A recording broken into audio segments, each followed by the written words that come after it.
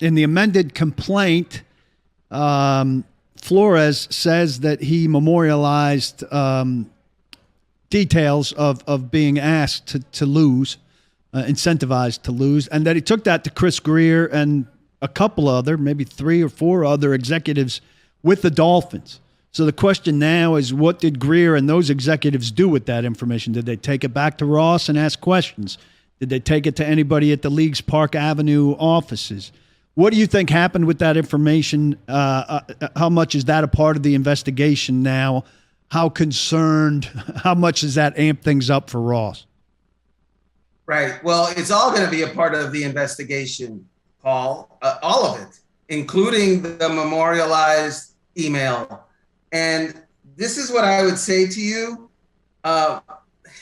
If that was the first time that Brian Flores recognized that he was the 2019 season for the Miami Dolphins was about tanking, I don't believe him, because the fact of the matter is everyone knew that's what the plan was for 2019.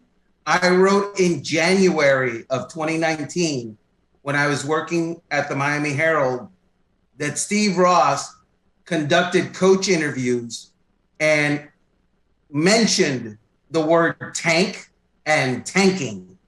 And if he did it with one, I assume he did it with others. The Brian Flores contract that he signed basically was, at a time that most coaches were signing 4-year contracts, he got an extra year. And clearly the reason for that is his agency knew, his representation knew that his first year was basically a red shirt, quote unquote, tanking year, and that he needed 4 legitimate years to be employed to make it work in Miami. So the fact that he memorialized this, great. Guess what? You knew it before you ever memorialized anything. But the fact that he memorialized it is one more little piece of the puzzle that looks very bad for the Miami Dolphins and specifically for Steve Ross. Can you imagine the number of teams that have tried to lose on purpose? For draft purposes, for the number 1 overall picks. Sometimes, teams win their way out of a number 1 overall pick, and you shake your head going, what did they just do? I mean, it was the Saints or someone. It was the Saints. Saints, a handful of years ago, or clearly they were trying to lose. And they took their starters out at halftime. I think it was the Bucs against the Saints. Bucs against the Saints. Starters were removed at halftime. And it pretty clear what was on the line there. And I think the Saints had to win to get in or something. They needed help. And the Bucs are trying to get a higher pick. It was at the Winston draft that the Titans drafted second and not first. Point being, this is not the first time or the last time this will happen as long as the draft process is set up this way. Except that, Jonathan, this is different because this was planned from the outset of the season. The Miami Dolphins basically were a 7-9 team in 2018, last year of Adam Gase. And Steve Ross fired him because, quote unquote, he wanted to win. And they went about implementing a plan to actually tank. They got rid of players, not the least of which is Ryan Tannehill, who went to Tennessee. They got rid of players so that they could have a roster, and they had a roster in place that was basically a AAA roster. That was from the outset of the season. That wasn't a situation where, it's Christmas and you've decided the last 2 games of the season, you might help yourself in the draft if you're not doing so great. That's a whole different conversation than we're planning this from the outset. This is the roster we're putting out there. Whoever we have that are good veterans that produce, we're probably getting rid of them.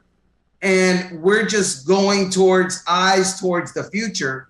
those are two different conversations.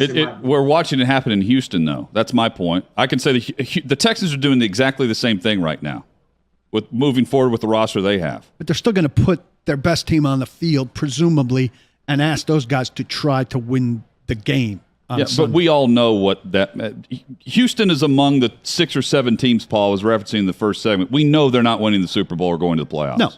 We know that. But the team they field, they're going to ask to try to win. I mean, that's the difference. Jacksonville can at least say they tried to spend record money in free agency. Maybe dumb, but at least the Jags did that.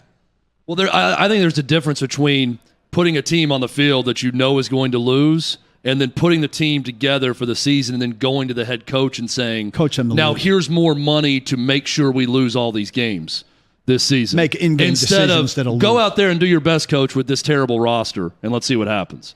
That's the differentiation. Well, understand, the problem for the Dolphins was that once Brian Flores got reins of the organization, and make no mistake, that's exactly what he did. He took over the organization. He was not on the let's tank, bandwagon.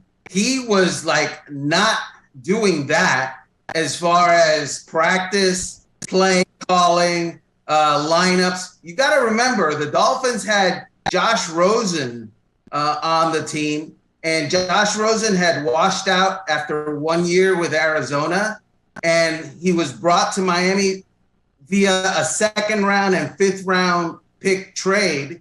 And everyone was saying, okay, let's see what Josh Rosen has so that at least you know what you've got going forward.